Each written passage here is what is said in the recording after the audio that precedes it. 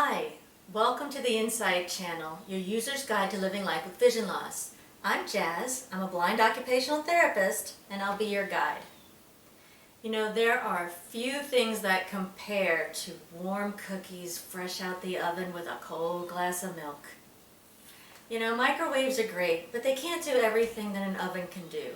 A toaster oven is a good alternative to using a standard oven, but it takes up a lot of counter space and you have to limit how much you can bake inside of it.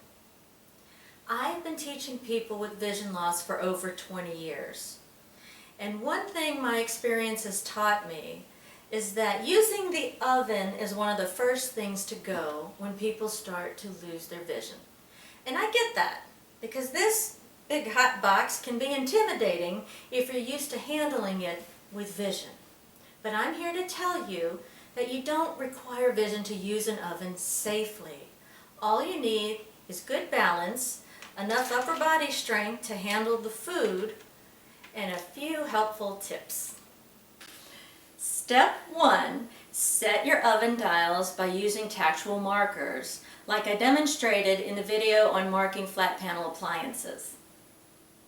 Today I have the great fortune of being able to use my mother-in-law's oven because it has the absolute perfect setup for digital oven dials. Now, how you mark your dials is going to depend on your particular oven, but let me show you how this one works. It's very simple. We have an up and down, which I've marked with hard bump dots that are clear. Every time you hit up or down, it's going to change by 5-degree increments.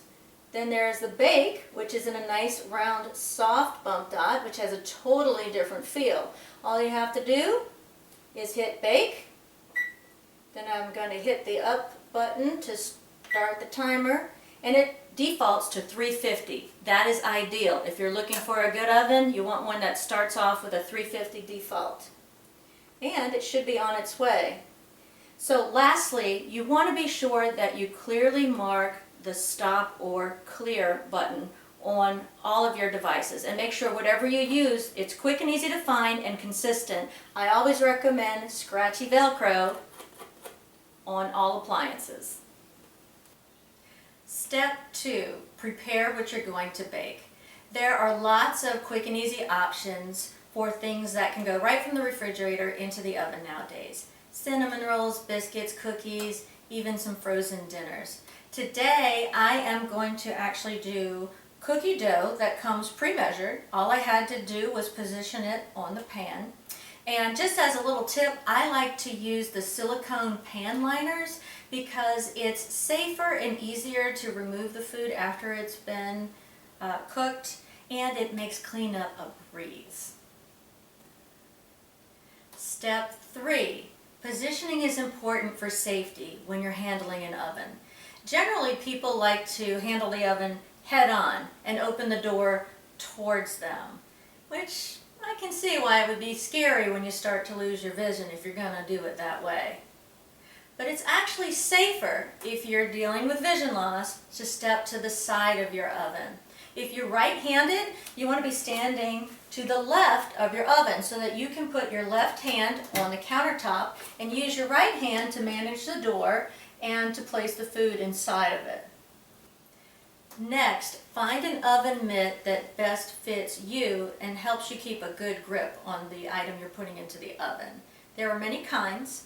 You can get a normal oven mitt that's actually extended a little bit to protect further up on your arm. They have silicone grips that allow you to have a nice tight grip on the pan. And they actually have an oven glove that fits more like a glove, so you can use all of your individual fingers when manipulating the pans. I tend to prefer a pocket type of oven mitt that protects all sides of my hands when putting items in and out of the oven. So now I'm ready to put the cookie sheet in the oven. I've got my left hand on the countertop for balance and orientation. I've got the pot holder on my right hand to manage the door to the oven and the cookie sheet. But the first thing I'm actually going to do when I open the oven door is to reach in and feel where the rack is. That will allow me to use my proprioception, or body memory, to know where the rack is when I put the cookie sheet in, since I can't see it. In a previous video, I talked about proprioception when we discussed cleaning and how to protect ourselves against germs. So basically, proprioception is our brain's way of knowing what our body is doing without requiring visual information. So we're going to put it to work right now when I go to put the cookies in and then later take them out. So I'm reaching over, opening the oven door, reaching in to feel where the rack is. Now I'm going to pick up my cookie sheet and easily put it right where it belongs using my proprioceptive skills. Step 4, set your timer. Nowadays there are lots of options for timers. If you can't see to use your oven timer, forget it. You got a lot of other choices out there. Alexa, your Apple Watch, with Siri. There are large print cooking timers, and even one of my favorites, the talking timer. Now I've got a Apple Watch on today, so I'm going to use it. Hey Siri, set timer for 10 minutes. Okay, 10 minutes and counting. Before I had an Apple Watch, I loved using this talking kitchen timer because it's quick and easy and convenient. It's got a magnet so it sticks to the refrigerator, or with a clip, I can clip it on my belt and take it wherever I need to go. Setting now 10 minutes, timer on. Quick and easy. Here we go. They're done. So now what we're going to do is reverse the steps to safely take the cookies out of the oven. First thing you want to do is make sure that your stovetop is clear, because that's right where we're going to put the hot baking sheet.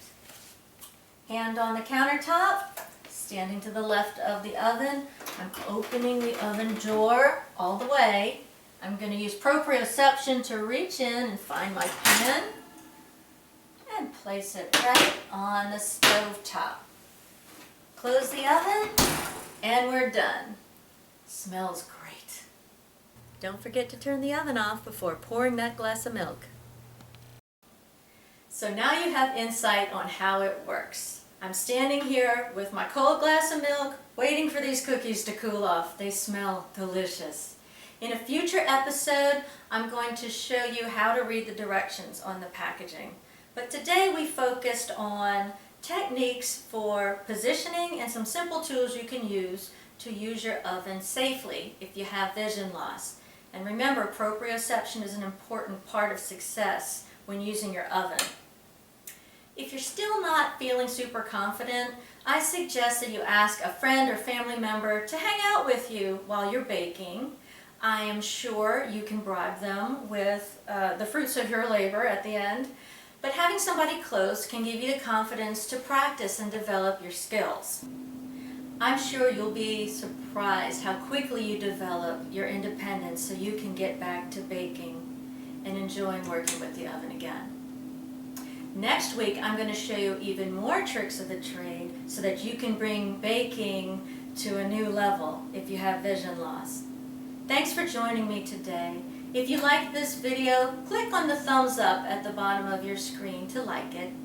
Click subscribe and set your notifications to let you know whenever I post a new video each week. Send me your comments, your questions, and your ideas for new videos in the future.